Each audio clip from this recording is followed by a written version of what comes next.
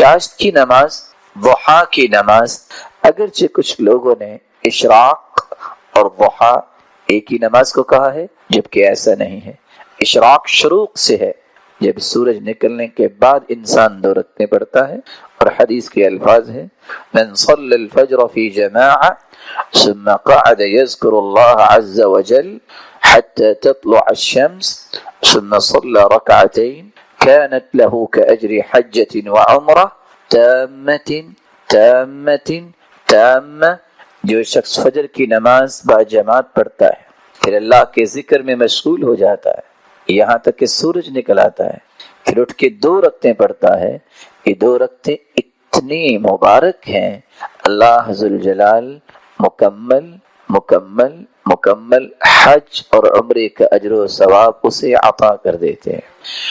اور ضحیٰ کی نماز، رسول اکرم صلی اللہ علیہ وسلم کا فرمان ہے کہ مسلمان انسان کے 360 جوڑ ہیں، علی کل سلامہ من احدکم صدقہ، 360 جوڑوں میں ہر جوڑ پہ صدقہ ہے، یجزی عنہا رکعتان من الضحیٰ، چاشت کے وقت اگر کوئی 2 رکعتیں پڑھ لیتا ہے تو اللہ ذوالجلال 360 جوڑوں کا صدقہ اس کا قبول فرما لیتے ہیں۔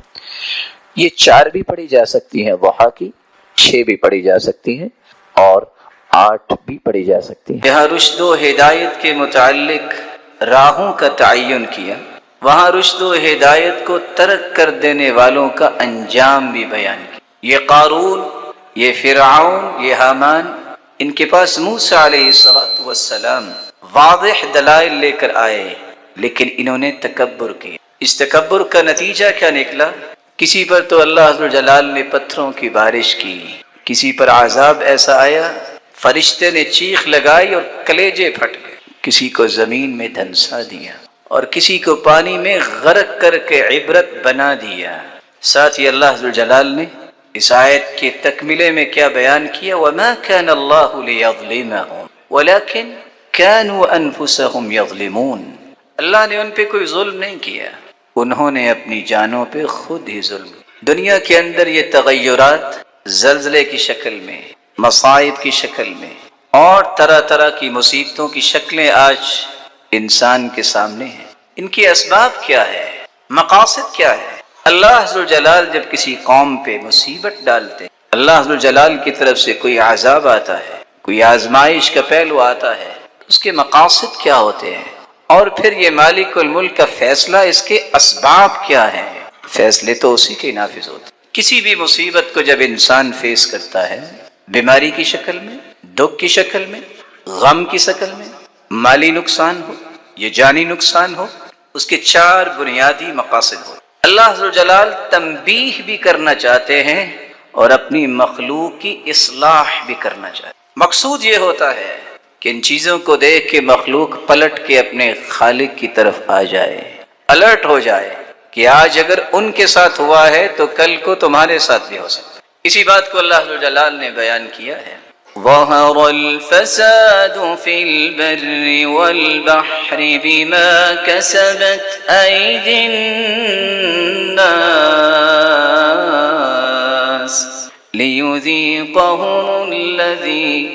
لِيُذِيقَهُمْ بَعْضَ الَّذِي عَمِلُوا لَعَلَّهُمْ يَرْجِعُونَ۔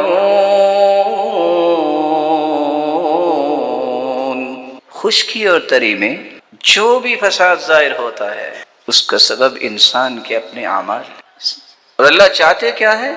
ان کے اعمال کے نتیجے میں تنبیہ کرے تاکہ یہ اصلاح کے لیے پلٹ کے آ جائے۔ دوسرا مقصد اللہ عز و جلال نے یہ رکھا ہے، بس اوقات انسان کی آزمائش بھی ہوتی ہے، اس آزمائش کے ذریعے کھرے اور کھوٹے کا امتیاز کرنا مقصود ہے۔ کون ہے جو صرف نعمتوں پہ خوش ہے، اگر کوئی مصیبت آئے تو پھر بھی اللہ کے فیصلے پہ خوش ہے کہ نہیں؟ کون ہے جو زندگی کے ہر زاویے میں اللہ کی تعریف ہی کرتا ہے؟ وَلَنَبْلُوَنَّكُمْ بِشَيْءٍ مِّنَ الْخَوْفِ وَالْجُوعِ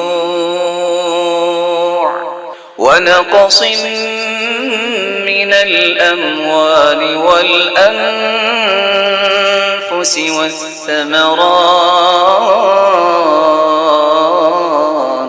وبشر الصابرین۔ ہم تمہیں آزمائیں گے، خوف دے کر بھی، بھوک دے کر بھی، جانی نقصان بھی اور مالی نقصان کے ساتھ۔ ان چار قسم کے جو آزمائش کے زاویے ہیں، دیکھنا یہ ہے کہ ان چاروں پہلوؤں میں کون پھر بھی اللہ کے ساتھ جڑا رہتا۔ ایک وقت تو وہ بھی آیا تھا کہ اللہ ذوالجلال نے اپنے پیارے بندوں پر بھی ایسا خوف طاری کیا، وَزُلْزِلُوا حَتَّى يَقُولَ الرَّسُولُ وَالَّذِينَ آمَنُوا مَعَهُ مَتَى نَصْرُ اللَّهِ۔ اللہ کے پیغمبر بھی کہہ رہے ہیں اور جو پیغمبر کے ساتھی تھے کہ مدد کب آئے گی۔ تو یہ آزمائش کے لیے بھی بس اوقات ہوتا ہے، اور اللہ ذوالجلال نے اس کے بارے میں ایک توجیہ بھی بیان کی ہے۔ أَحَسِبَ النَّاسُ أَن يُتْرَكُوا أَن يَقُولُوا آمَنَّا وَهُمْ لَا يُفْتَنُونَ وَلَقَدْ فَتَنَّا الَّذِينَ مِن قَبْلِهِمْ فَلَيَعْلَمَنَّ اللَّهُ الَّذِينَ صَدَقُوا وَلَيَعْلَمَنَّ الْكَاذِبِينَ۔ کیا لوگوں نے یہ سمجھ رکھا ہے کہ بس کلمہ پڑھ لیا ہے اور ہم بخشے جائیں گے؟ نہیں، تم سے پہلے بھی لوگ آئے، ان کی آزمائش کی گئی، انہیں آزمایا گیا، اور اللہ نے پہچانا کہ سچا کون ہے اور جھوٹا کون ہے۔ سیدنا بلال رضی اللہ تعالی عنہ جب ان سے کہنے والے نے کہا کہ آج تو بڑی باتیں کرتے، تمہیں اتنی مار کیوں پڑی؟ کہا تم بھی تو بازار میں جا کے برتن خریدتے وقت کھٹکھٹا کے دیکھتے ہو نا کہ مٹی ٹھیک لگی ہے، تو اللہ نے آزمایا اور مجھے کامیاب بھی کیا۔ آزمائش تو ہوگی، دو قسم کی آزمائشیں ہیں، نعمت کے ساتھ بھی آزمائش کہ اس نعمت پر شکر کرتا ہے کہ نہیں، مصیبت کے ساتھ بھی آزمائش، اس مصیبت پہ صبر کرتا ہے کہ نہیں۔ لن يجد الرجل طعم الإيمان حتى يؤمن بالقدر ويعلم أنه ميت ويعلم أنه مبعوث۔ سیدنا عبداللہ ابن مسعود رضی اللہ تعالی عنہ بیان کرتے ہیں، ایمان کی لذت اور حلاوت اور مٹھاس نصیب ہی نہیں ہوتی انسان کو جب تک وہ تقدیر پر ایمان نہ لائے، جب تک اسے یقین نہ ہو جائے کہ مجھے بھی ایک نہ ایک دن موت آنی ہے، جب تک اسے یقین نہ ہو جائے کہ میں نے بھی ایک نہ ایک دن اپنے رب کے سامنے کھڑا ہوں۔ اس لیے سلف صالحین کہا کرتے تھے، لذتی وراحتی فیما قدر علی، جو مجھ پر میرے رب کے فیصلے آئے ہیں، یہی میری لذت، یہی میری راحت ہے کہ میں اس کے سامنے اپنے آپ کو تسلیم کری تیار ہو جاؤں۔ رسول اللہ صلی اللہ علیہ وسلم نے فرمایا، خلق اللہ مقادیر الخلائق قبل ان يخلق السماوات والارض ب50,000 سنہ، 50,000 سال کائنات کو بنانے سے پہلے اللہ نے تمام تقدیریں لکھی۔ تیسرا مقصد جو آزمائشوں کا ہوتا ہے، زلزلوں کی شکل میں اور دیگر شکلوں میں، بیماریوں کی شکل میں، اللہ ذوالجلال اپنے بندے کے گناہوں کو معاف کرنا چاہتا۔ ما اصاب من مصیبت الا باذن اللہ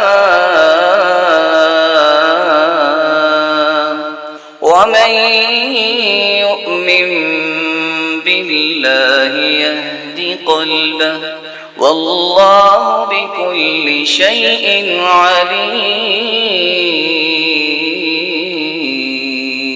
عليم۔ جو بھی مصیبت آئے گی اللہ کے حکم سے آئے گی، اور یہ حکم کیوں ہوگا؟ صحیح بخاری اور صحیح مسلم کی روایت ہے، ما يصيب المسلم من نصب ولا وصب ولا هم ولا حزن ولا غم حتى الشوكة يشاكها إلا كفر الله بها من خطاياه وفي رواية ولا سقم، بیماری، دکھ، غم، مصیبت، تھکاوٹ، حتیٰ کہ پاؤں میں کانٹا بھی چھپ جائے تو اللہ ذوالجلال اس کے بدلے بندہ مومن کے گناہوں کو معاف کر دے۔ سخت سے سخت بیماری میں ہے، وَلَمْ يَشْكِ إِلَىٰ عَوَّادِي، آنے والوں کے سامنے اللہ کا شکوہ شکایت نہیں کرتا، جب پہلا قدم زمین پہ رکھتا ہے مَا عَلَيْهِ خَطِيئَةٌ، اللہ ذوالجلال اس طرح اسے پاک صاف گناہوں سے کر دیتے ہیں کہ اس پہ کوئی گناہ باقی نہیں رہے۔ کیوم ولدته امه، اس طرح اللہ حضر جلال اسے پاکیزہ بنا دیتے ہیں جس طرح اس کی ماں نے اسے آج ہی جنا۔ ثم یستأنف العمل، گویا کہ اب اس نے نئی زندگی کا آغاز کر لی۔ ایک چوتھا مقصد بھی ہے جو اللہ حضر جلال کسی مصیبت میں انسان کو سمجھانا چاہتے ہیں کہ اللہ نے ایک فیصلہ کر دیا ہے کہ فلاں شخص کا مقام اتنا بلند ہو، اب اس کے اعمال اسے سپورٹ نہیں کر رہے، تو مالک الملک اسے معمولی مصیبتوں میں ڈال کے اس مرحلے تک پہنچانا چاہتے ہیں۔ ما اصاب من مصیبت فی الارض ولا فی انفسکم الا فی کتاب من قبل ان نبرأها ان ذلك على اللہ یسیر۔ زمین میں تم کوئی مصیبت دیکھتے ہو یا اپنی ذات میں، تو یاد رکھنا یہ اللہ نے لکھا ہوا ہے۔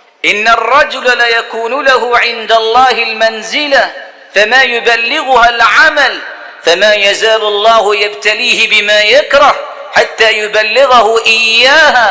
اللہ نے ایک مقام لکھ دیا ہے لیکن اس کے اعمال اسے سپورٹ نہیں کر رہے، تو اللہ معمولی آزمائشوں کے ذریعے اسے اس کے اصل مقام اور بلندی پر پہنچا